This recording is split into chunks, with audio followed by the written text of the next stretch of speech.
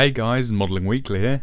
In today's short-ish video, I'll be fully building, painting and weathering IBG Model's Crusader Oerlikon in 1/72 scale. Let's start by having a look in the box. All the parts come in this dark grey plastic. It's quite nice with more than acceptable sharp detail work. Some people dislike the plastic that IBG uses, saying it's too soft, but from what I experienced it's completely fine. There's also a nice amount of parts, especially for a 72nd scale kit. It feels like IBG has tried to pack in as much detail as possible into such a small model.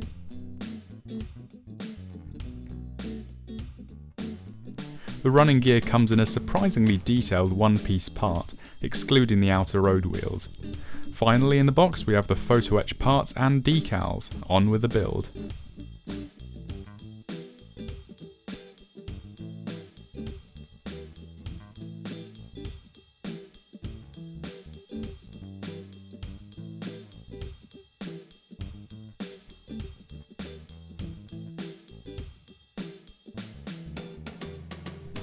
All of the parts are slotted together perfectly. The build was a completely painless process. Some minor gaps did come about, though these in the end would be hidden by the running gear, no big deal.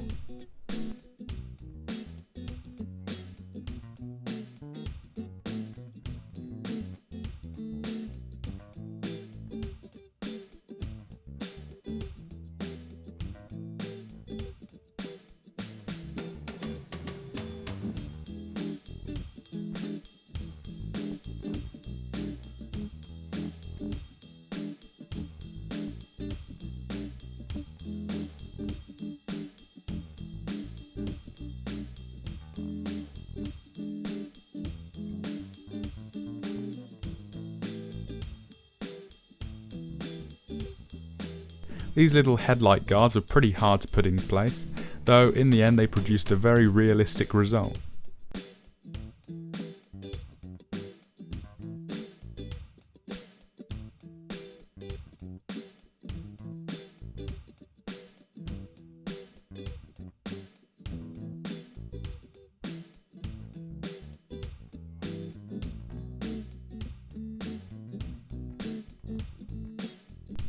The AA gun barrels were ridiculously fragile, so I replaced them with thin metal tubing, in turn providing a hole on the end as well.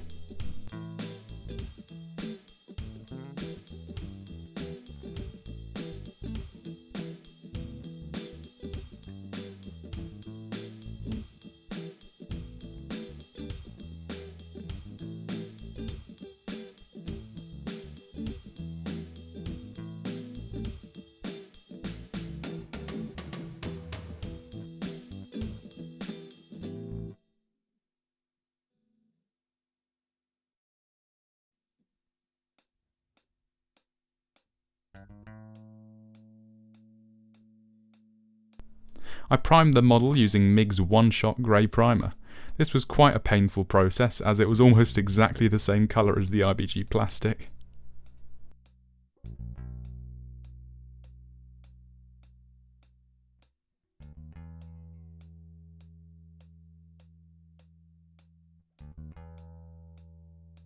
Following the primer, I first added a coat of Colour olive green lightened with some white. This was then followed up with a matte varnish. I intended to use the distressing method with Hairspray, so this first layer is what will be revealed under the top coat.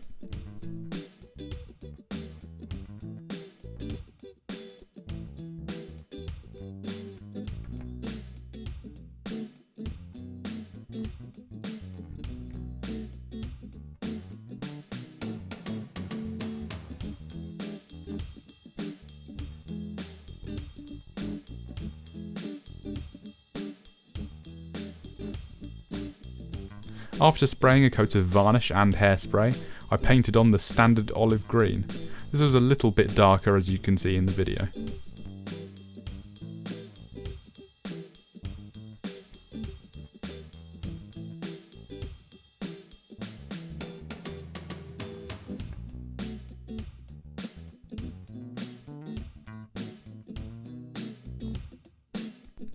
After letting that dry, it was simply a case of rubbing the paint with tap water. I've tried this technique twice before on my Panzer 4D and Universal Carrier. It worked out okay on both of these, though the result here was far nicer using solvent-based paints. Model Air produces a more plasticky layer, meaning it comes off in larger clumps when activated with water. This, though, does not happen with paints like Tamiya or Mr. Colour.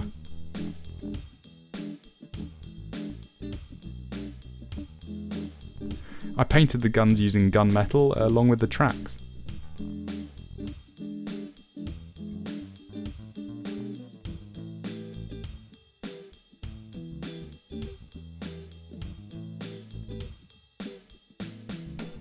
Sorry about the camera focus in this clip, I should have put it on manual.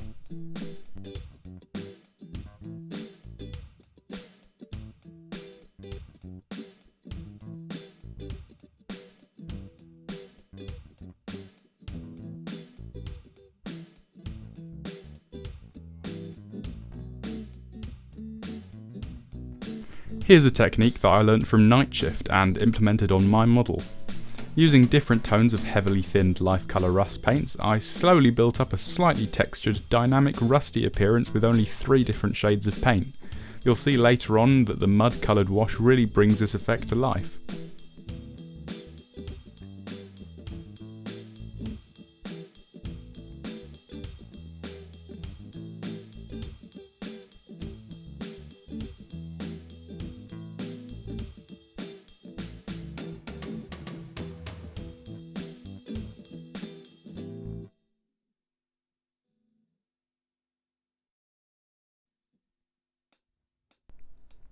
I sealed in the tracks with a simple matte varnish.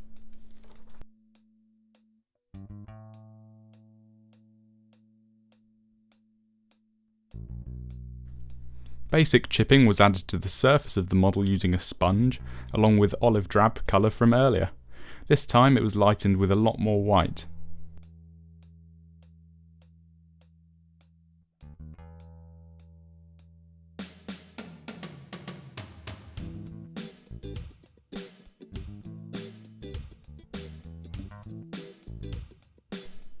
I sprayed the model with a layer of gloss varnish, then applied the decals.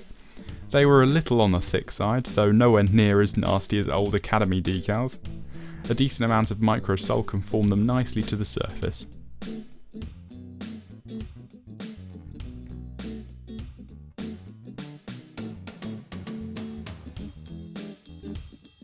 Following another matte varnish, a homemade oil wash was added to all surface features. This helped to bring out all the nice details, as well as the recessed panel lines.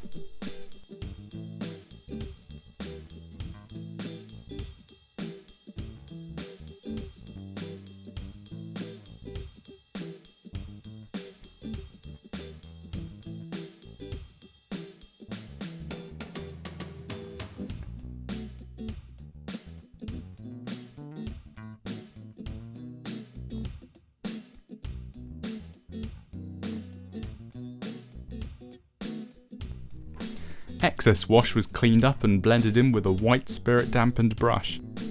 The matte varnish base for this step is very useful as it is far more porous than gloss. If I had used a gloss varnish, the oil paint would have slid around the surface rather than blending in nicely. For the exhaust tubing, I used life colour rust paint straight from the pot. This thicker consistency gave a more rust damaged appearance.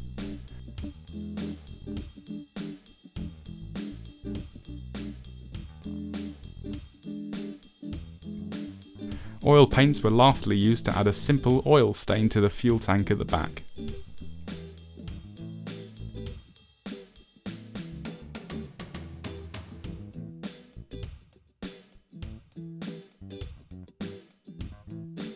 This would hardly be visible in the end, but I used my airbrush to spray some simple dust effects onto the sides and ends of the hull.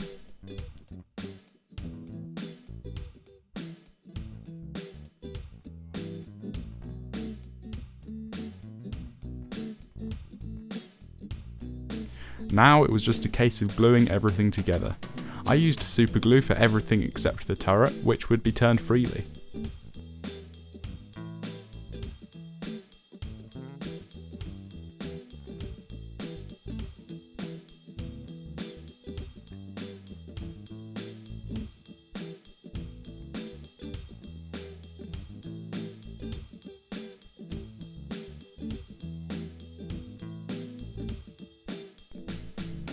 Well, here is the finished Crusader.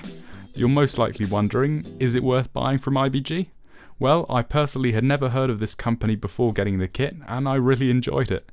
Fit issues? Nope. Everything slotted together super nicely, meaning it took only a single evening to construct the kit. The included photo etch was a very nice touch, despite not using the side skirts at the end due to a lack of proper tools.